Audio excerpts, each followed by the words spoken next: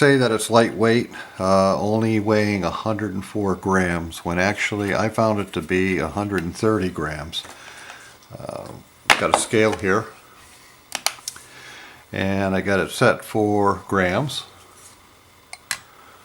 And I'll put the unit on there, and it's 130 grams. But they clearly say that it's 104 grams, one of the lightest weight ones. So that's something proven right there.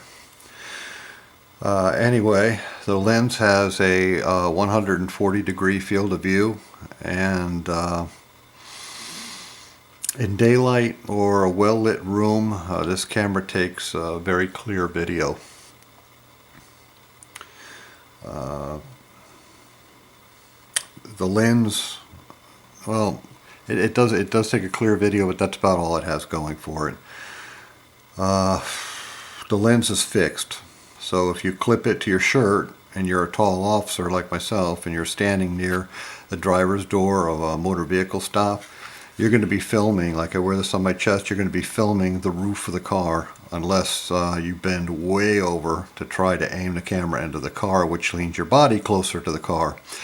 If you wear it on your belt like some officers do, then all you're going to do is get their crotch, or you might get the driver, but nothing inside the car.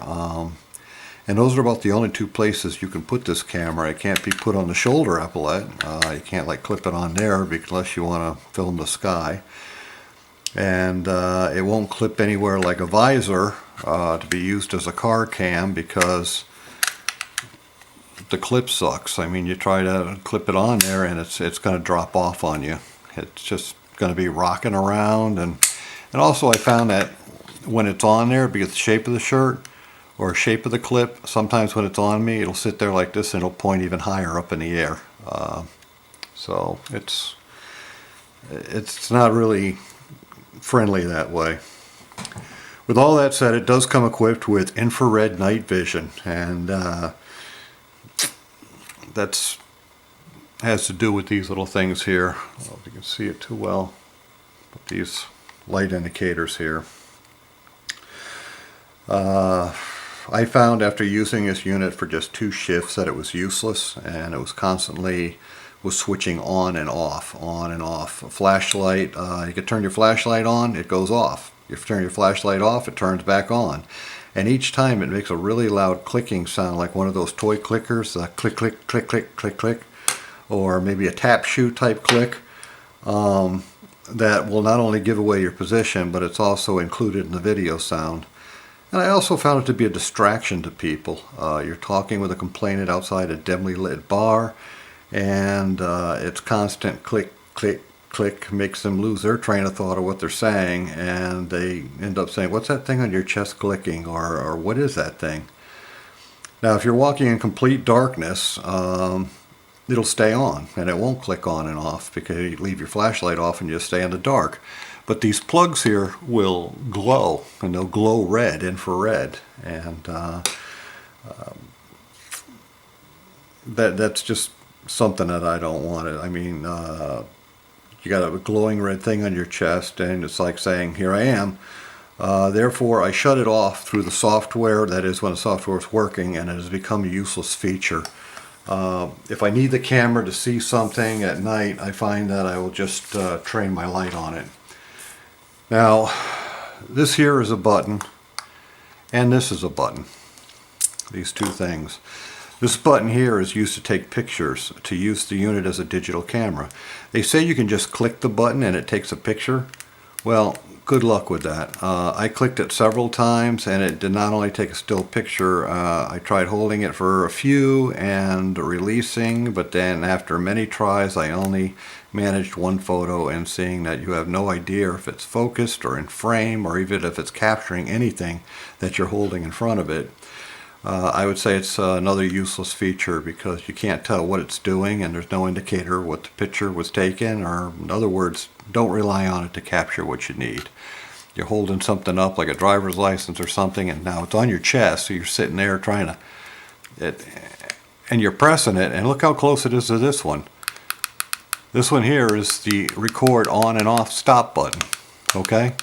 Which one am I pressing right now? Can you tell? I can't. Anyway,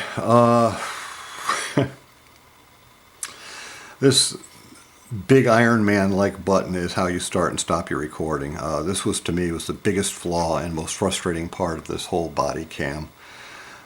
You press the center until you hear a beep, followed by a series of little beeps, and this would do that if it were working.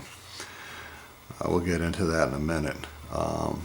So you press the center until you hear a beep, followed by a series of little beeps, and it's recording. The only way you can tell that it's recording is by a red light that's in a, I don't know if you can see it too well here. I'll try to.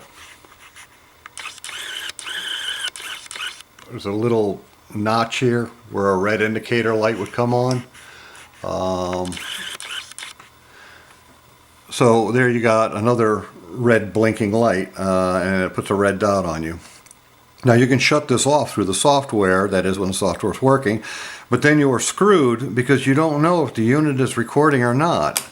If you get out of the car and it's loud, you got your siren on, or there's a fire truck running next to you, or an ambulance, or people screaming, you may not hear that beep when it comes on. I mean, you got to hold it for a second and it beeps. You don't know if you just turned it on. It might have turned on and then you just unintentionally turned it off. I mean, it's all by the beeping sound.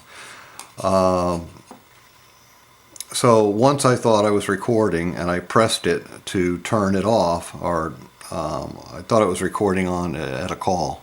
I thought I had turned it on and I thought it was recording, and then when I got in the car I pressed it and I heard the beep and I figured it was shut off. Well, no, it's just the opposite. It was off during the call and I just turned it on while seated at the call, at the end of the call.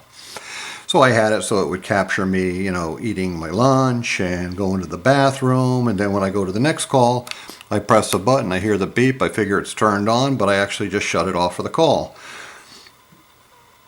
It's completely confusing. I'd much rather prefer a unit that has like an on-off switch that you can feel, or you can actually see to confirm that this thing is on or it's off. I don't like this push button, and the buttons themselves are pretty cheap. Like I said, which button are you pressing right now? It's on your chest, you're reaching across. I just don't like the whole thing. Alright, so anyway, there's another little notch here right next to the red one that I showed you, and that one glows blue when it's in charging in its cradle, which I have the cradle here. Gotta make sure you turn this thing sideways and you get it down into the cradle, and then that should turn blue because it'll be charging. This also has a Wi-Fi feature, so when it's looking for Wi-Fi or it's searching for Wi-Fi, it's going to have that blue indicator is going to turn white, and while it's looking for Wi-Fi, you got this flickering white light, and again, it's another thing on your chest that is saying, here I am. It's a completely useless feature anyway. I was able to shut it off when the software was working, and I can't imagine waiting hours to download a video onto your phone via Wi-Fi. A 20-minute clip will probably take your entire shift to transfer. Don't need it, and I don't want it. Basically, I got this camera just so that I could record and protect my butt to show what I'm doing and exactly what I'm not doing. Back here, on the back of the camera, I don't know if we'll catch it too much. There's a little button here. That's a reset button. You can put a pen in to reset the camera. Well, I don't even think that's working anymore. Usually it makes a little click sound. That is one of my best friends. It's something I use several times a day to get the software to work. And speaking of that, you download the software from the StuntCam website, and it barely could load up onto my Windows 7. These files are in MOV, so I don't think they're going to work with Apple computers. Anyway, it was said it was installed, but the computer said 3/4 of the time it could not read anything. It was an unusable file. It would not recognize it. You drop this thing on the clip and I push it down and it would beep, and then it would beep off again. It worked most times. It worked, but most times it didn't work. The reset button did help in getting that thing loaded up again.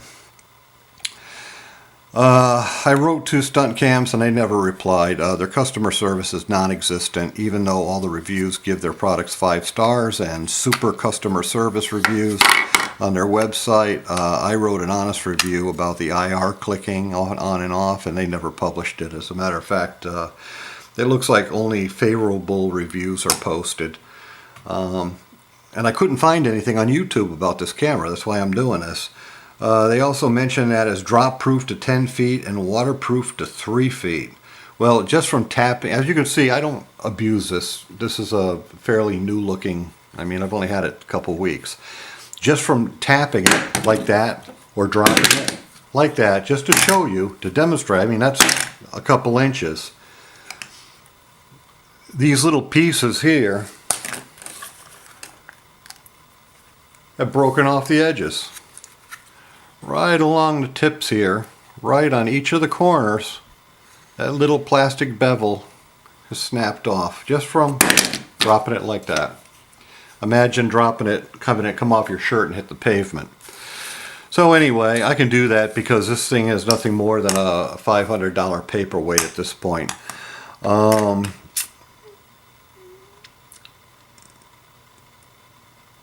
Anyway, 10 foot waterproof to 3 ain't happening.